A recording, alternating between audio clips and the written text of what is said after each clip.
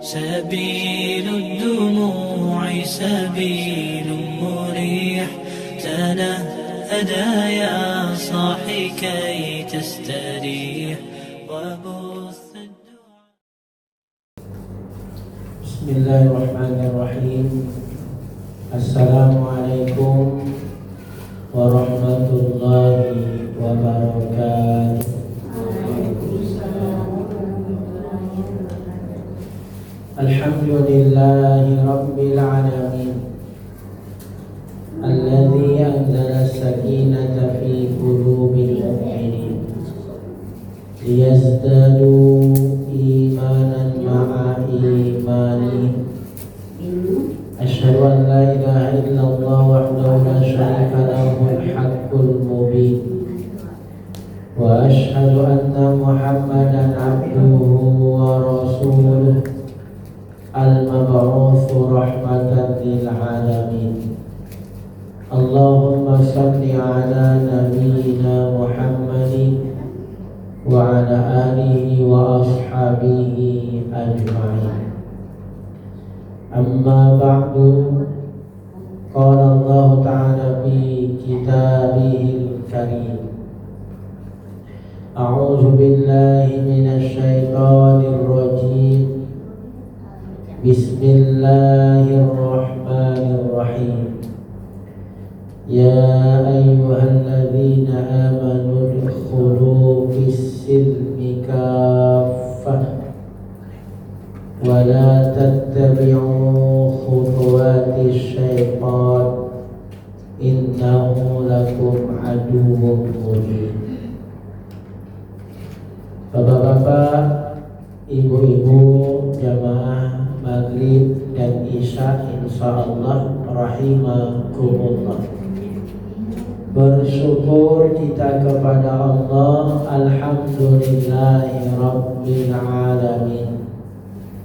Allah senantiasa melimpahkan nikmat kepada kita, mulai dari nikmat hidup karena Allah yang menghidupkan, nikmat sehat Allah yang menyehatkan, nikmat iman dan taat. Buktinya kita bisa sholat maghrib berjamaah di masjid karena Allah yang memudahkan. Maka inilah nikmat yang Allah berikan kepada kita di saat tidak segala orang dapat sebagaimana kita dapatkan nikmat. Banyak orang yang tak lagi hidup, kita masih hidup. Banyak orang yang hidup tapi tidak sehat, kita sehat. Banyak orang hidup sehat beriman, kita hari kau hidup sehat beriman, tapi ada juga orang yang tak beriman. Maka ini nikmat yang Allah berikan kepada kita, wajib untuk kita sadari biar mudah untuk mensyukuri. Kata Nabi, man lam yashkuril qalil lam yashkuril katsir. Siapa yang tak pandai bersyukur dengan nikmat yang sedikit, maka dia pasti tak pandai bersyukur dengan nikmat yang banyak. Selanjutnya Bapak Ibu, salawat dan salam kepada Nabi kita Muhammad sallallahu alaihi wasallam. Allahumma shalli ala Muhammad wa ala ali Muhammad. Bapak Ibu rahimakumullah, maghrib ini sebagaimana ayat yang di awal tadi kita bacakan dalam Quran surah Al-Baqarah ayat 208. Ya ayyuhalladzina amanu udkhulu fis-silmi kaffah wa la tattabi'u khutuwati syaitan innahu lakum aduwwun mubin. Allah berfirman, hai orang-orang yang beriman, masuklah kamu ke dalam agama ini, agama Islam ini secara kafah, secara total, secara menyeluruh, jangan setengah-setengah.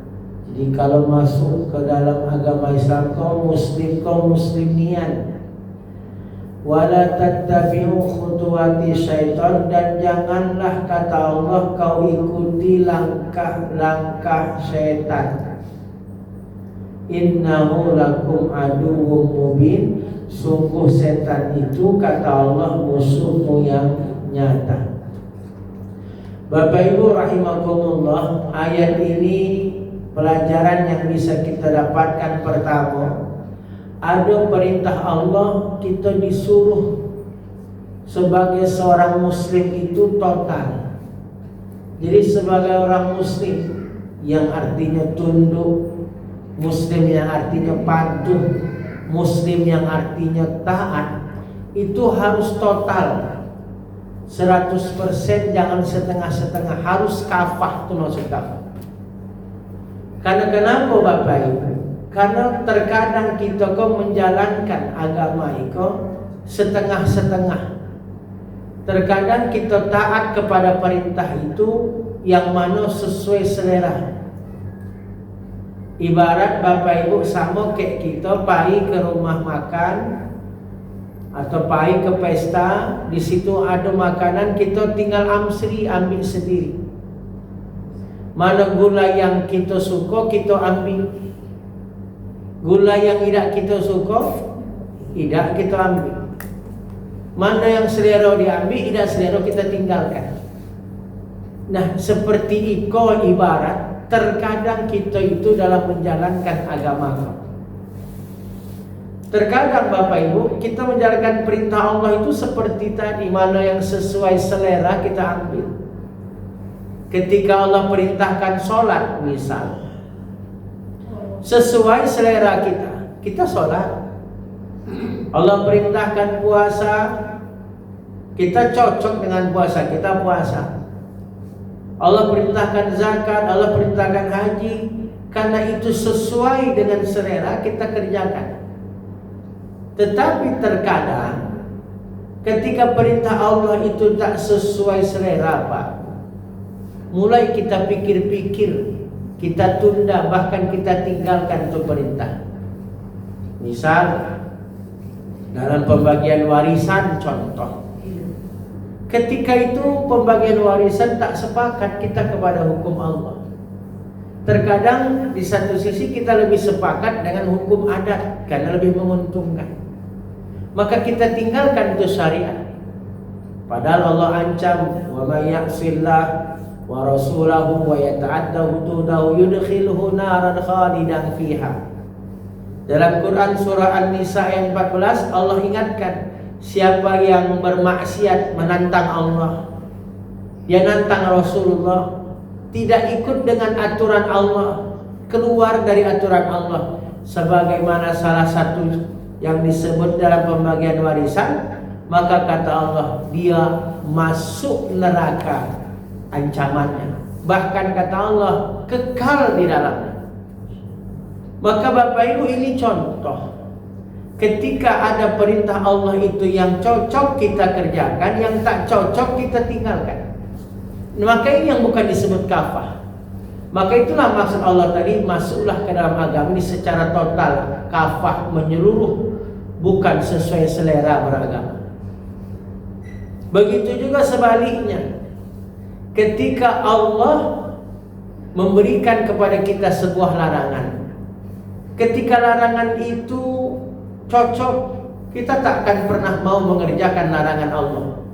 Contoh, ketika Allah larangkan kepada kita minuman keras, khamar, Allah haramkan kita babi, Allah larangkan kita judi, Allah larang kita dalam berbuat zina, Allah haramkan mencuri. Itu sepakat kita tak mau berzina, tak mau makan babi, tak mau kita berjudi dan sebagainya, karena sesuai selera.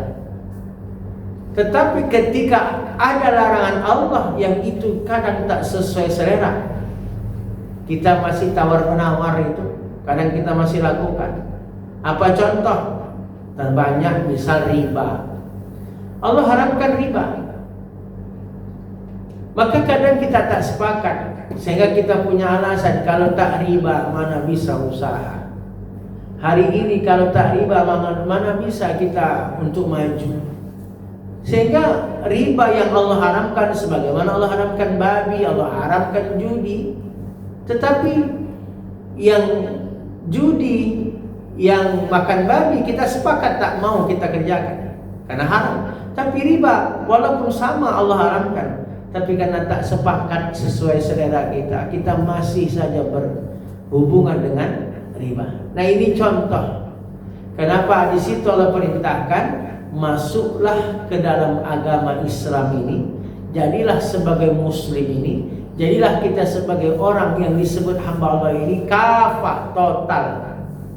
Kemudian Allah katakan wala tattabi'u khutuwatis syaitan, jangan kau ikuti langkah-langkah setan. Maka di situ ada perintah Allah masuklah ke agama ini kafah total. Dan ada larangan Allah, jangan ikuti langkah setan. Innahu lakum aduwwum mubin. Sungguh setan itu musuhmu yang nyata. Jadi musuh kita hari ini adalah setan. Kan maka sepanjang kita hidup, sepanjang itu kita dihadapkan dengan godaan setan. Maka Allah ingatkan, jangan ikuti langkah-langkah setan. Apa yang dimaksud dengan langkah-langkah setan? Imam Ibnu Qayyim al-Jauziyah rahimahullah, beliau menyebutkan di antara langkah setan kepada kita manusia. Yang langkah itu tentu wajib kita jauhi. Karena tadi Allah katakan jangan ikuti langkah setan. Maka apa saja langkah setan kata beliau? Pertama, di antara langkah setan menyesatkan kita sebagai manusia, bahwa kita dijebak dalam langkah yang disebut perkara syirik. Ini langkah setan menyesatkan kita. Apa itu syirik?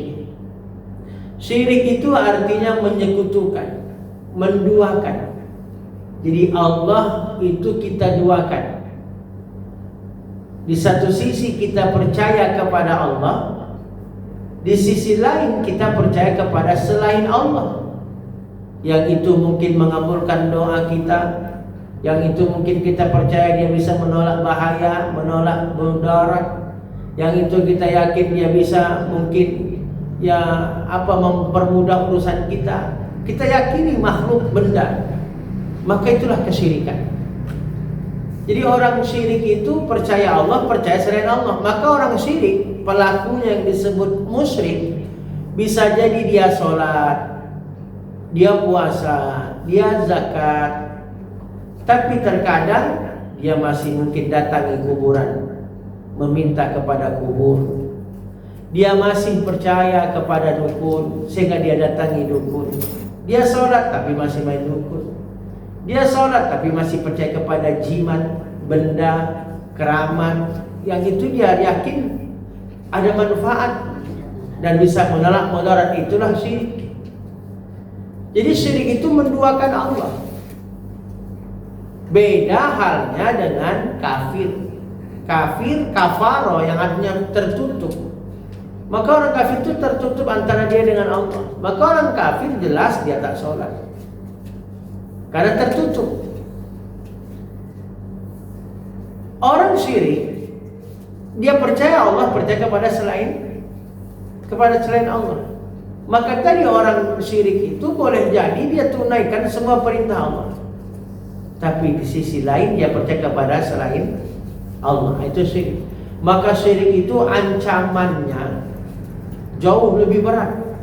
Sampai diancam oleh Allah, innallaha la yaghfiru ayyushraka bihi wa yaghfiru ma duna dzalika liman yasha. Sesungguhnya Allah tidak mau mengampuni orang yang berbuat syirik kepada Allah, menduakan Allah.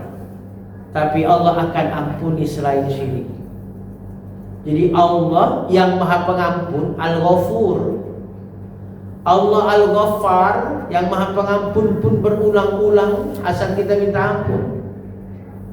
Allah yang Maha Pengampun tidak mau mengampuni orang yang syirik. Bayangkan saking besarnya bahaya syirik. Tapi itulah langkah setan. Kita dijebak dalam langkah yang disebut kesyirikan. Kita dijebak perkara syirik, kita percaya kepada sesuatu, percaya kepada benda, percaya kepada makhluk yang kita yakini kepercayaan itu sama kita mempercayai Allah. Percaya kepada benda, misal pakai cincin.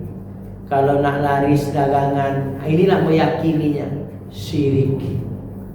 Percaya kepada Allah, boleh jadi dia minta kepada Allah, doa dia, tetapi dia percaya kepada benda yang dia yakin benda ini bisa melariskan dagangannya. Itulah kesyirikan. Nah, Bapak Ibu yang dimuliakan oleh Allah, syirik itu dibagi lagi dua bagian. Ada syirik yang disebut syirik besar, ada yang disebut syirik kecil. Dan ini pun langkah setan. Kalau syirik besar tadi, dia percaya pada Allah tapi percaya juga kepada selain Allah. Dalam perkara mungkin mengabulkan doanya, dalam perkara mungkin bisa menolak bahaya untuknya, itu syirik besar. Tetapi ada yang disebut syirik kecil. Inilah yang dikhawatirkan Nabi kepada umatnya. Yang disebut dalam hadis itu, innama akhwafu ma akhafu alaikum asyirkul asghar. Sungguh yang aku takutkan kepada kalian, kata Nabi, adalah syirik kecil. Jadi yang Nabi paling takutkan kepada kita itu apa? Syirik kecil, bukan syirik besar. Jadi Nabi yang paling Nabi takutkan kepada umatnya yang terjadi itu adalah syirik kecil. Pertanyaan sahabat, apa itu syirik kecil ya Rasul? Maka Nabi jawab, syirik kecil itu adalah ria. Jadi syirik kecil itu adalah ria. Apa itu ria? Ria itu dari kata ro'a yang artinya melihat. Ria itu artinya dia ingin dilihat. Beramalnya ingin dilihat oleh orang. Beramalnya ingin dinilai orang. Beramalnya berharap karena orang. Itu ria, ingin dilihat orang. Ini yang dikhawatirkan Nabi, paling Nabi khawatirkan daripada syirik besar, ria. Dan inilah angka setan. Maka terkadang kita beramal menunggu orang lihat dulu. Inilah kesyirik, dan ini disebut syirik kecil. Kenapa dia disebut syirik kecil? Karena niatnya bukan karena Allah. Niatnya justru karena selain Allah, niatnya kepada makhluk. Itu ria. Dan itu yang Nabi khawatirkan, syirik kecil. Maka diibaratkan Bapak Ibu, persislah syirik kecil itu ibarat kerikil yang membahayakan. Kalau ada di tengah jalan itu batu besar, maka bisa dipastikan orang akan hati-hati di jalan itu, dan orang akan mudah menghindar dari batu karena besar, karena kelihatan. Tetapi terkadang orang justru lebih banyak tergelincir jatuh dari batu yang kecil, kerikil di jalan, karena dia tak kelihatan. Maka orang lebih banyak jatuh dari kerikil yang kecil daripada jatuh dari batu yang besar di jalan. Itulah ibarat syirik kecil tadi. Kalau syirik besar mungkin kita bisa menghindar. Kita tak akan mungkin minta ke kubur. Ziarah kubur itu sunnah, memang disunnahkan Nabi. Fal'an fazuruha, sekarang ziarahlah kata Nabi. Tetapi ziarah kubur bisa berubah yang tadi sunnah menjadi haram. Kapan? Ketika dia ziarah meminta kepada kubur yang dia ziarahi. Nah, itulah syirik jadi. Nah, ini Bapak Ibu, maka yang Nabi khawatirkan itu adalah syirik kecil. Beribadah dia, entahkah sholatnya, entahkah puasanya, entahkah seluruh ibadahnya itu kepada selain Allah. Itu syirik kecil. Hati-hati. Dan ini orang yang banyak terjebak. Fawailul lil musallin, celaka kata Allah orang-orang yang sholat. Siapa orang sholat celaka? Alladzina hum an sholatihim sahun, mereka yang lalai dalam sholatnya. Alladzina hum yura'un, dan mereka yang yura'un, ria. Jadi ada orang yang sholat disebut Allah itu celaka. Salah satunya dia sholat ria. Apa itu ria? Ingin dilihat orang sholatnya. Maka ini yang disebut bercampur dia niatnya karena Allah, tapi bercampur niatnya kepada makhluk Allah. Maka yang disebut ikhlas itu adalah ketika ikhlas itu disebut artinya murni. Ikhlas itu artinya tanpa campuran. Ikhlas murni karena Allah, itu disebut ikhlas. Tetapi ketika dia niatnya ada campuran, sholat biar dilihat orang, sedekah biar dipuji orang, nah disinilah kesyirikan. Yang disebut dalam hadis itu syirik kecil. Dan ternyata syirik kecil ini yang jauh banyak orang terjebak daripada syirik besar. Nah, ini Bapak Ibu yang dimuliakan oleh Allah, langkah setan pertama Kita dibuat, dijebak dalam langkah yang disebut syirik. Maka Nabi jamin kalau mati selama beriman, mati tidak syirik, Nabi jamin kita didapatkan sorga. Nabi jamin. Sebagaimana kata Nabi, man faragha ruhul jasad wa huwa bari'un min salasin dakhala jannah. Siapa yang berpisah roh dari jasadnya, artinya mati dia bebas dari 3 perkara. Matinya bebas dari 3 perkara. Nabi katakan dakhal jannah, dia berhak masuk surga. 1 minal ghulul, matinya tidak khianat kepada Allah. Apa termasuk khianat? Itu syirik. Maka kalau matinya tidak syirik, Nabi jamin dia masuk surga selama beriman. Yang kedua, wadain, matinya tidak bawa hutang. Maka hati-hati Bapak Ibu hutang itu. Bagaimana kalau kita terlanjur berhutang? Catat hutang itu, kasih tahu kepada ahli waris kita, agar nanti kalau kita mati, agar ahli waris yang membayarkan hutang. Dan yang ketiga, ketika bebas dari yang ketiga, apa itu? Wal kibar, matinya tidak dalam kondisi yang disebut sombong.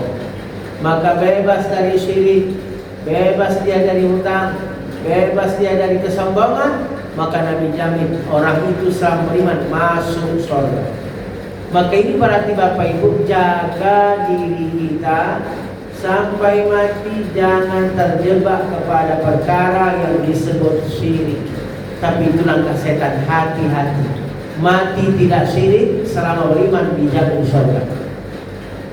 Yang kedua Bapak Ibu, apa langkah setan itu?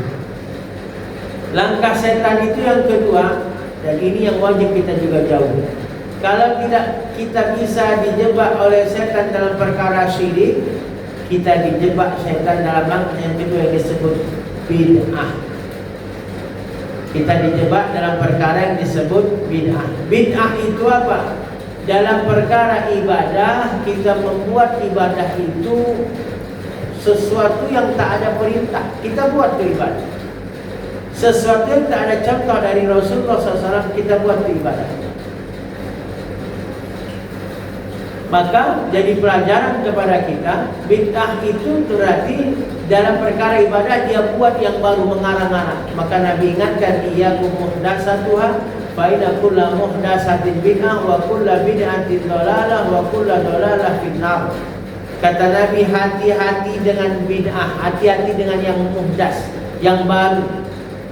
Yang baru itu artinya tak ada di masa Nabi dicontohkan, kita buat, terutama perkara ibadah.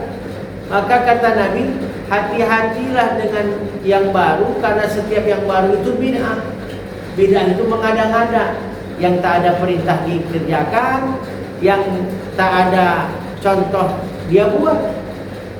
Maka kata Nabi, hati-hati dengan yang muhdas, karena yang muhdas itu bid'ah. Bid'ah itu yang tadi dalam hadis, hati-hati dengan bid'ah, dan setiap bid'ah itu dolalah, dolalah itu sesat. Maka setiap bid'ah sesat.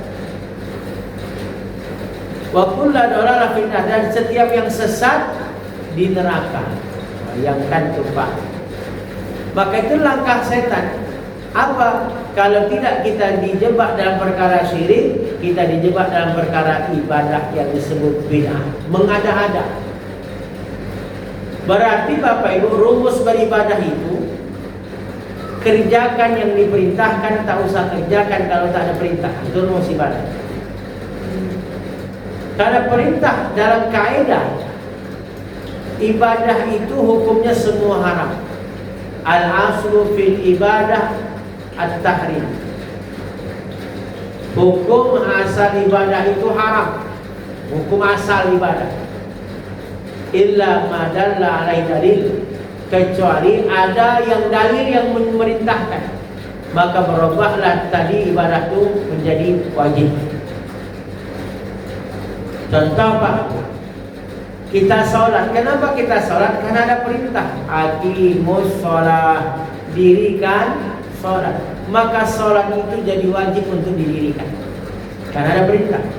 Seandainya tak ada perintah, seandainya tak ada perintah sholat misal, maka selama itu sholat itu haram, karena tak ada perintah. Kenapa kita sholat? Karena ada perintah. Kenapa sholat? Karena ada perintah. Maka itulah yang disebutkan ibadah dikerjakan karena ada perintah. Sama halnya ketika puasa. Kenapa kita puasa? Puasa kan ibadah. Karena ada perintah Allah, kutiba alaikumus syiyam, diwajibkan kepada kalian itu puasa. Maka jadilah puasa itu wajib bagi kita. Seandainya nih Pak, seandainya tak ada perintah puasa, maka kalau kita puasa jadi haram. Tak ada perintah puasa misal, maka kita tak boleh puasa. Masih puasa, itu yang disebut haram. Mengada-ada dalam perkara ibadah yang tak ada perintah. Maka diingatkan Nabi, hati-hati dengan yang baru, karena yang baru itu bisa jadi bid'ah. Yang bid'ah itu sesat. Nah, ini jadi pelajaran. Itulah langkah setan yang kedua Bapak Ibu. Apa? Perkara bid'ah. Maka dalam beribadah itu Bapak Ibu bukan pakai perasaan, tapi pakai dalil. Karena beragama ini tidak cukup dengan perasaan, harus dengan dalil. Kalaulah ibadah itu dengan perasaan, misal Pak, maka tentu tidak mungkin kita sholat maghrib itu cuma 3 rakaat. Kita akan nambah rakaat, karena semakin banyak rakaat kan semakin banyak dosa digugurkan. Maka maghrib yang harusnya 3 perintahnya, kita tambahlah jadi 9. Nah ini kan disebut, kan menurut kita kan bagus. Kan makin banyak rakaat, makin banyak dosa digugurkan. Kalau begitu kita tambah aja maghrib jadi 9 rakaat. Misal. Maka disinilah yang disebut bid'ah. Nah itu Pak. Maka hati-hati. Walaupun indah, walaupun elok namanya, karena beragama, kau tidak pakai nafsu, tapi pakai wahyu. Nah ini Bapak, itu langkah setan yang kedua. Yang ketiga, bagaimana setan itu langkahnya menjebak manusia? Ternyata Bapak Ibu, setan itu melangkah kepada yang ketiga dengan yang disebut disibukkan urusan mubah.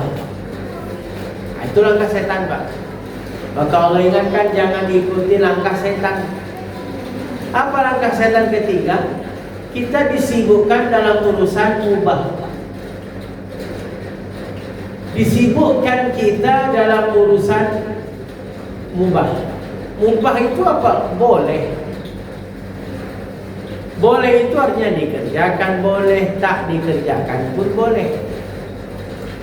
Tak ada nilai pahala dalam mubah, kecuali ketika niatnya karena Allah. Maka ketika kita oleh setan dijebak perkara mubah tapi disibukkan, sehingga habis energi kita Pak. Contoh Pak,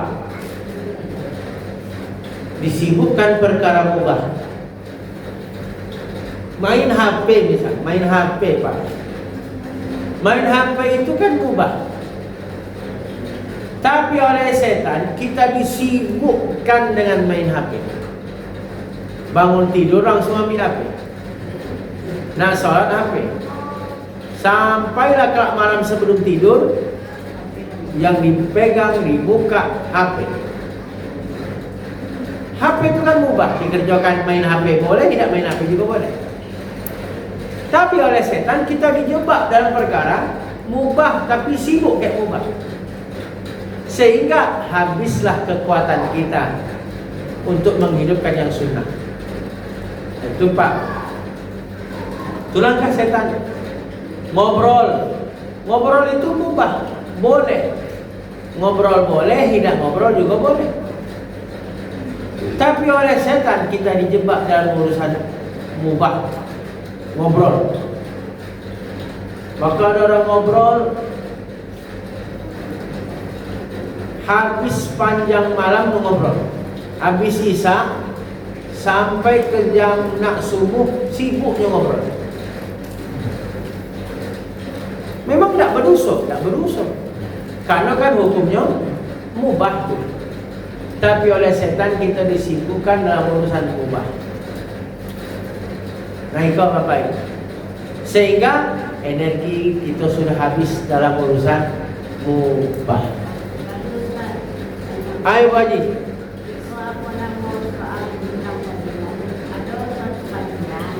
Hah? Hutang. Jadi ada satu guru,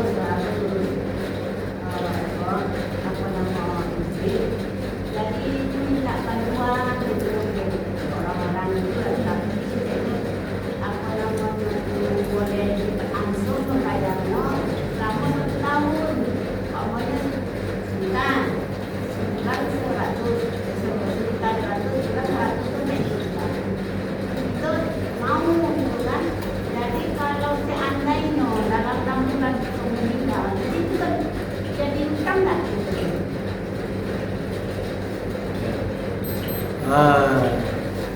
Jadi dia minta tolong kayak kita, Ya. bayarkan hutangnya. Bukan bayar hutang untuk ini, untuk apa namanya dakwah, untuk dakwah ke gitu. Jadi sampai sanggup sejuta sebulan, sejuta setahun, boleh masuk kan itu. Sampai sanggup sejuta setahun saja itu. Seandainya kita untuk sejuta setahun, jadi kita kan untuk sebulan itu 100.000 ada kan dalam 6 bulan kita tinggal, kan kita tinggalkan. Kenapa sama itu? Oh, baik. Itu kan sanggupnya ketika hidup. Ya kalau kita mati tidak usah lagi itu. Kan tidak dihitung. Ketika sanggup, ya sanggupnya maksudnya sanggup kalau kita hidup selama setahun 1 juta. Ya. Terus kita mati. Apakah itu jadi hutangnya? Tidak. Lah kan kita mati. Kecuali kita akadnya, aku hidup atau mati, aku sanggup setahun. Setahun 1 juta. Kalau aku mati, tagihlah dengan ahli warisan. Maka itu kan jadi wasiat. Maka itu bisa jadi wasiat, di hutang. Tapi kan sanggup aku 1 juta setahun. Mati apakah jadi hutang? Lah tidak. Kan kita bukan akad di situ akad pinjam meminjam, tapi akad di situ adalah akadnya untuk wakaf. Karena kita hidup. Lah kalau kita mati, maka tidak ada lagi, putuslah ibarat akadnya. Begitu Pak, insya Allah tidak jadi hutang. Kecuali akadnya, pokoknya setiap tahun aku 1 juta. Kalau aku kelak mati, ambil dari hartaku, itu jadi hutang. Itu baik. Wallahu a'lam. Ada lagi Pak Bu? Baik. Kita masuk langkah setan selanjutnya.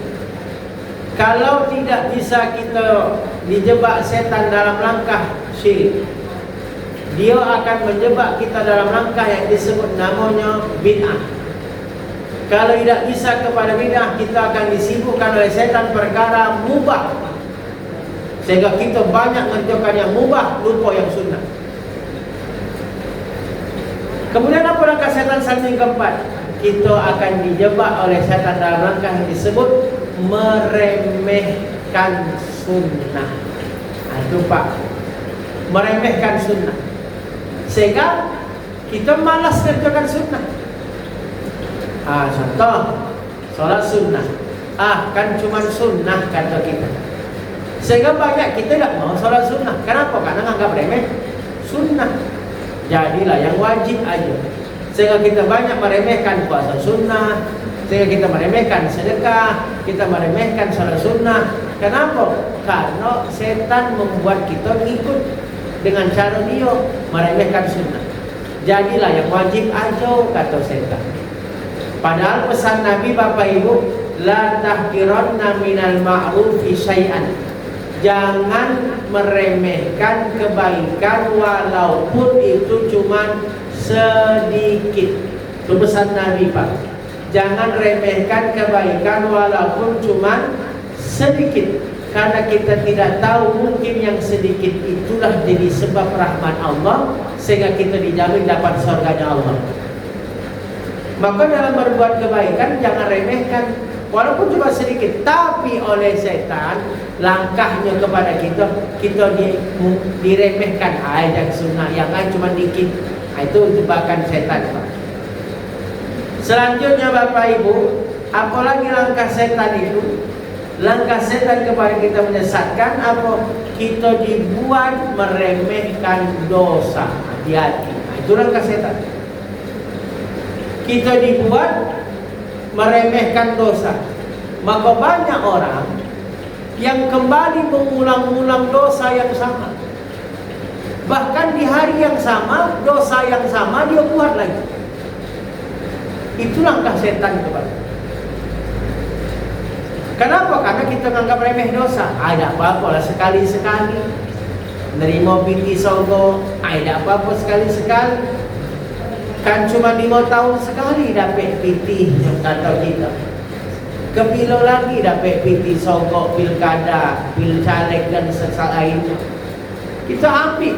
Itu menganggap remeh dosa. Padahal Bapak Ibu, la saghair ma'a istimrar wala kabair ma'a istighfar.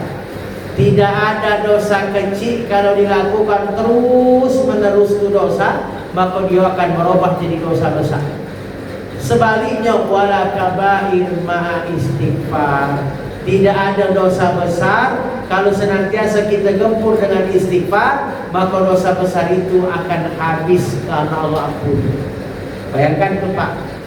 Oh, berarti jangan pernah meremehkan dosa.